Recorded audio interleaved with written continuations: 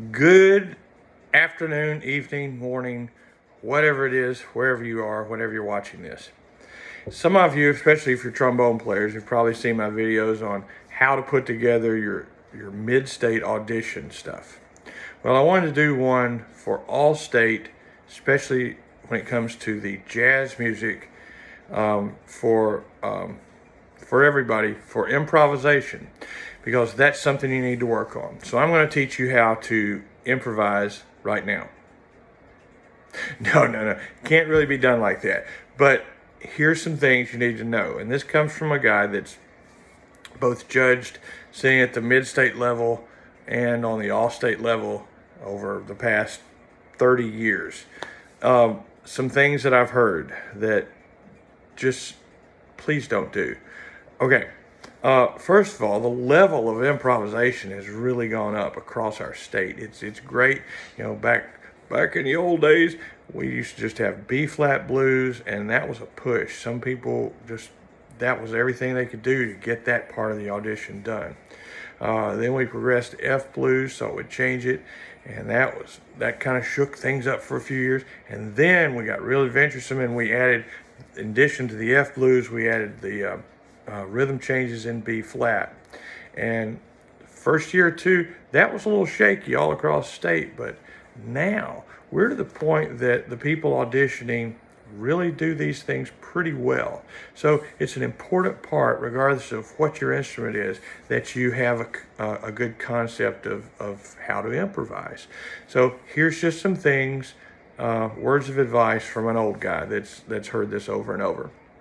Because I get really tired of hearing the F solo. And that's the solo that goes, let me get an F here. Mom, that's the solo that goes F, F, F, F, F, F, F, F, F, F, F, F, F. I'm gonna get funky now. A flat, A flat, A flat, F, F, F, F, F, F, pedal F. The highest F I can't hardly play. And then everybody high fives you and tells you that's awesome. You need new friends. Okay, no, don't do that, please. So, to keep you from doing that, here's a few things. First of all, I've heard students say, I can't practice improvising. It's supposed to be just done instantaneously. Wrong. Okay. Yeah, there are things that you can practice to make you better at this and to give you more confidence, make a much more logical solo. And plus, improvising is fun. That's what jazz is all about, but it's just a great extension of, even if you're not a jazz player, to just play some things by ear. Okay, so yes, you can practice jazz improvisation.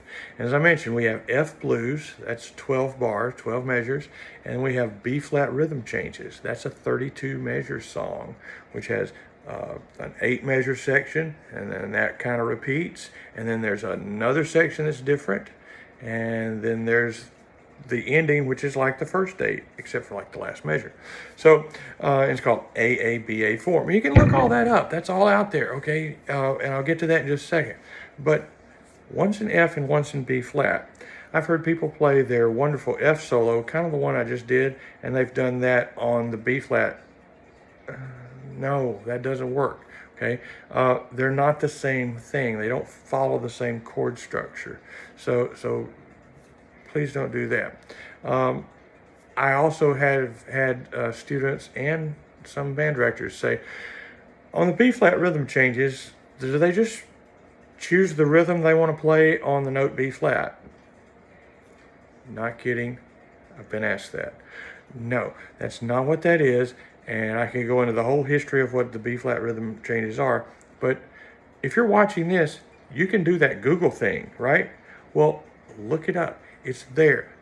There's so many great explanations, and I'll come back to some of those in just a second.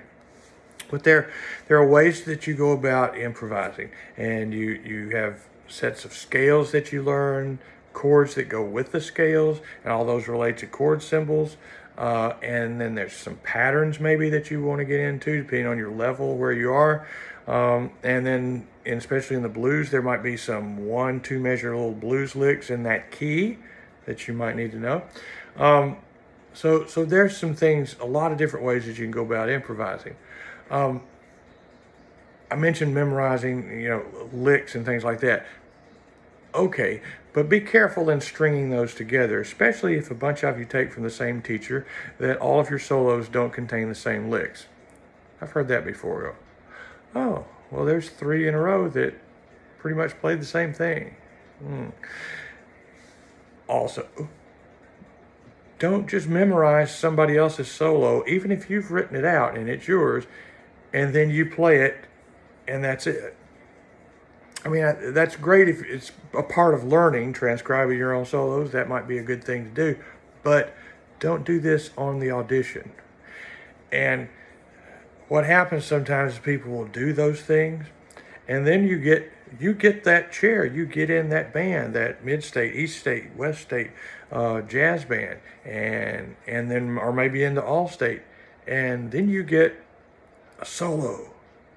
And it's not in F blues, it's not B flat rhythm changes, and you have no idea what you're doing. And at that point, it's your solo, and it's embarrassing to the clinician, it's embarrassing to the other kids in the band that are looking at you going, what are you doing? And it's embarrassing to those directors, yours out there, and others that are sitting there going, how did this kid get in there? Oh my gosh, you can't no B flat from A flat from C. What in the world's going on? So save yourself that embarrassment and the embarrassment of others by not just memorizing a solo for this audition and then that's it. That's not improvising. So be real careful with that. Now, here's what you can do. Get with a teacher that knows what they're doing as far as improvising. And it doesn't even have to be on your instrument in this case. I've taught saxophone players and even horn players, not that they're auditioning for mid-state and all-state jazz, but different instruments how to improvise. And I've taken lessons from saxophone players and other instruments and piano players, because this is not something that's necessarily instrument specific. So feel free to seek out people that play other instruments that are really good players, really good teachers, and have them give you some good helpful hints. Do this now. Don't wait till a week or 2 weeks before. If you've never done it before, that's too much information to put in your head, and you'll get frustrated and you won't be successful. So start now.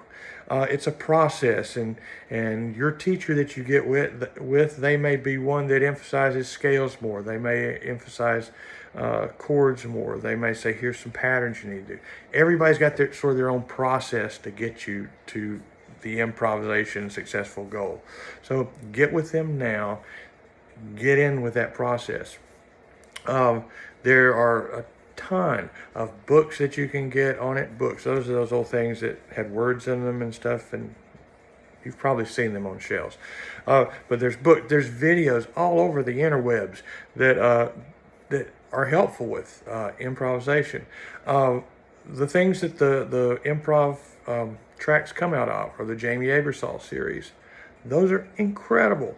And with each book, if you actually get the booklet, there are great explanations of here's how to go about practicing these things. And then you can take that and apply it to other situations. So those are great. I want to mention one that, a couple things that I use a lot for myself and some of my students, but one is a book by Oscar Uderstrom, and it's called The Musicianship Builder 2. And you can remember a name like Oscar Uderstrom. Google him. You can go to his website. He's got a link on there. He's got a great improvisation method that takes standard jazz tunes, which isn't necessarily what you're going to audition on, but you can apply the concept to other things. He takes them and puts together some etudes that are based on rhythms. They get a little more complex, and then they relate to a jazz standard. And you can find the links to the play-alongs and start creating your own solos. But again, it's not something you can get in like 2 weeks. So but start that now. That's a great one. Another really great website that I use a lot is called learnjazzstandards.com. That's an easy name, isn't it? And they've got all sorts of backtracks that you can play along with. So if you're looking for that, but in addition to that, they have lots of resources, and they can take you from ground zero. I don't know anything about what I'm doing with what are these chord symbols. I don't know it. They'll take you from that. You can find material there to, you know, I'm playing gigs in studios, man. Great. And stuff that'll still challenge you at that level. Just the whole spectrum on learnjazzstandards.com. So that's another great tool that you've got. So check those things out, get with a teacher, do it now, and prepare. Don't just say, well, it's just the improv stuff. Sometimes that's what separates that first chair, that second chair person, or maybe the first band from the second band. That can be it. So it's really important. It is a prepared part that you do, just like scales in the concert band world.